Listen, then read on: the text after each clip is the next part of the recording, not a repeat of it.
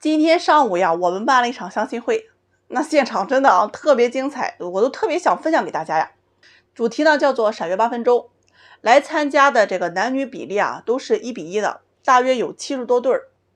今天的表白还是蛮有意思，而且特别有意义大家一定要听完。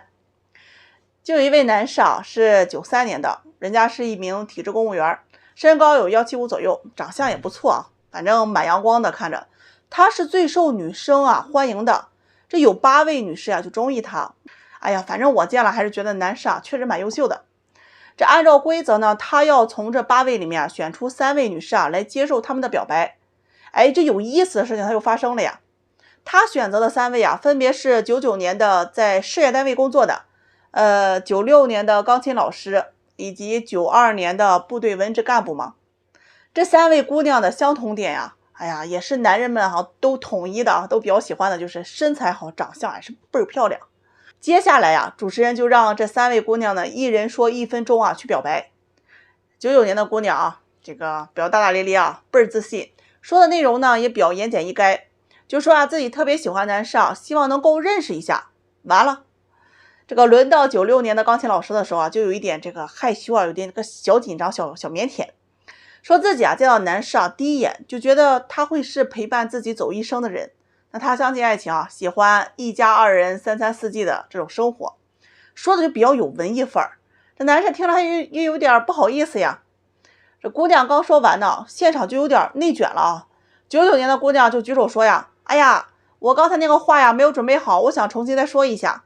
那主持人呢就让他再说了一次，这次的话呢就比较肉麻了。姑娘说男士呢是他喜欢的类型他愿意对男士好等男士老了之后推着轮椅带他看夕阳等等。最后一位92年的姑娘呢就比较稳重一点了毕竟年龄在嘛，对男士说我就是一个普通的姑娘，想有一个普通的家庭，由1家2口到1家4口，希望能够跟你有一个缘分在这儿。就这样呢，3位女士是各自表白完由男士去选择了。谁知道人家男士就问主持人呢，我可不可以问3位女士一个问题？主持人呢就答应了。这个男士就问他们我想知道你们谈过几个男朋友。这当主持人把话筒给这个99年姑娘的时候这99年姑娘就说哎呀，你先让96年这个姑娘先回答吧。然后呢就是96年的这个钢琴老师去回答。他说呢自己大学谈了2位，毕业之后呢又谈了2位，这不一共4位接着呢99年这个姑娘呢就有那么一点自信并且小骄傲，就说我一共才谈了2位。最后到92年的这个姑娘的时候她就有点害羞就回答说我是母胎单身从来没有谈过恋爱，对待感情呢都比较谨慎。说完呢，旁边这位99年这个姑娘可能有那么一点点缺心眼就说你这么大了还没有谈过对象呀。接下来呢，主持人呢就问这个男士想和哪一位在一起就去牵这个姑娘的手一起走过来。那如果不喜欢呢，都可以放弃，选择其他姑娘。男士呢就考虑了那么一下下径直走向了92年的这个姑娘，牵着手走到了主持人的旁边。剩下2位姑娘是你看看我，我看看你，然后下了台。主持人就问这个男士最喜欢姑娘哪一点？男士说简单单纯。台下男士哗的一片都在鼓掌。那有很多姑娘来找我找对象的时候都是想着自己条件越优秀这个长相越漂亮就越能够配得上条件好的这个男士。但是他们自己其实也会发现就是当自己优秀了，反而那些优秀的男士却不选择自己。这男人找对象其实就看重那么几个点，第一个就是情史，第二个是性格，第3个是有思想，第4是年龄和外貌。所以姑娘们，你在找对象之前首先要自爱，其次要多学会去理解他人，善解人意，有独立的思想和主见。这趁着年轻抓紧找。大家觉得这个男士选了一圈，选了一位比自己还大1岁的姑娘，合适吗？那如果是你的话，你会选择哪一位呢？我跟你们说做红娘这么长时间了，我见过最多的就是后悔的人。怎么说呢？有句话叫做这个不好，下一个更好，对不对？但事实是大多数都是上一个更好。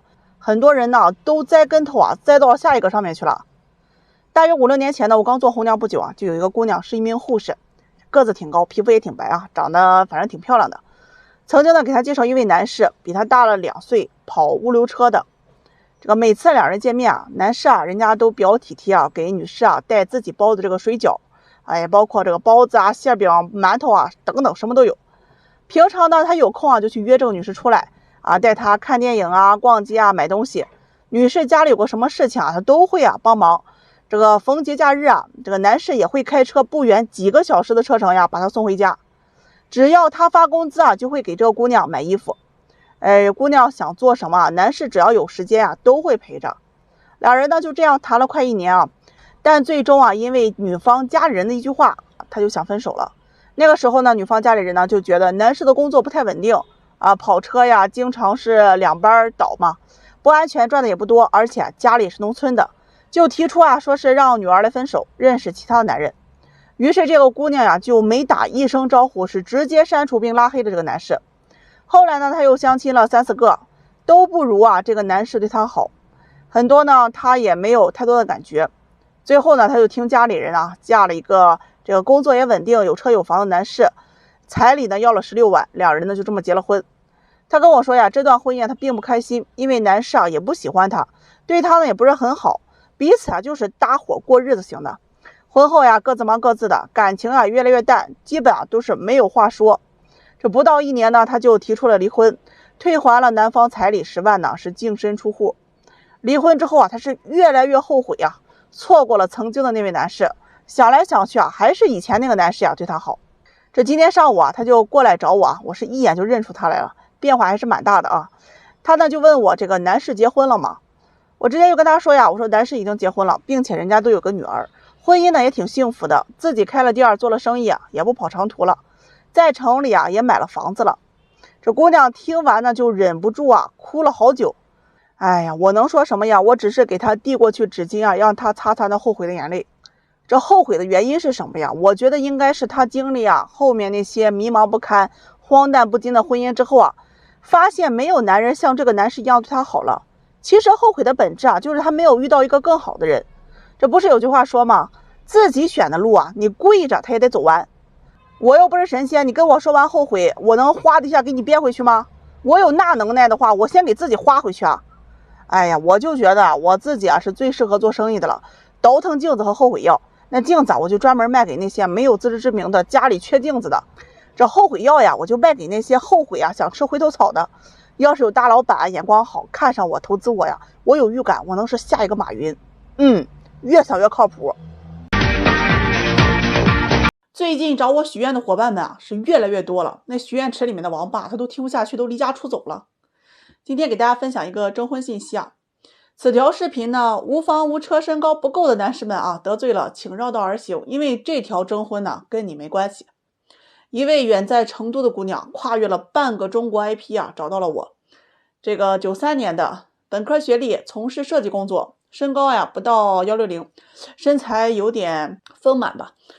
外形呢不算男士啊，很有眼缘的一类。他就给我发信息啊，问了我一个很深奥的问题，也是困扰他多年的问题啊，就是他为什么嫁不出去？相亲呢有4、5年了，就是找不到。那他的择偶要求跟我一说完呢，我就明白了这哪里啊出了问题。经过他本人同意呢，我分享出来给大家念一下。这征婚信息啊如下：身高180以上，体重140到160斤，年龄在28到32岁之间，市区有房子，面积呢不低于100平，且没有贷款。